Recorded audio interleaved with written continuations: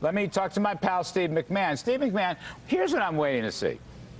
The president should voluntarily lengthen all of the timetables and the schedules to let this thing breathe. Why hasn't he done that? He's still sticking to mid-December and early January and March 31st. Why is that?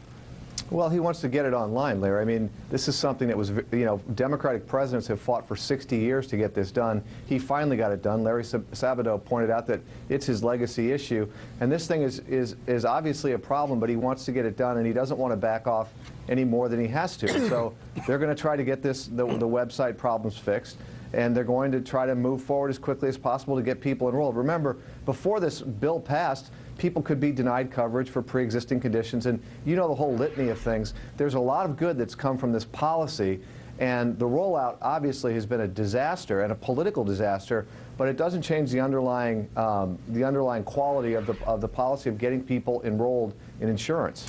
Look, I agree with some of your points here, Steve. I'm just saying that if the president is capitulating to the extent that they are now going to rely on insurance companies, and this is the White House that hates insurance companies. In fact, behind Obamacare is a strong dislike of insurance companies, where most of the public polls show that the insurance companies are pretty darn good.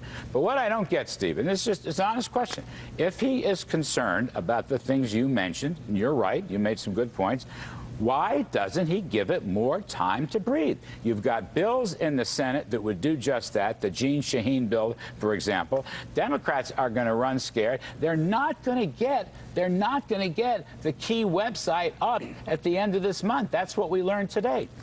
Well, I think it's a good sign, Larry, that he turned to the insurance industry to get people enrolled, because after all, as you point out, they do that well, and it's something that they can jump in and accelerate. But why doesn't he back off more than he has to? Because he doesn't have to, and he doesn't want to, and he'd like to accelerate getting it moving rather than decelerate and take the foot off the pedal and be facing these issues 6 months or 8 months down the road. It's not going to get any easier going into an election year. It's better for everyone to get this, except for Republicans, of course. It's better to get this fixed, to get people enrolled, and to get it moving.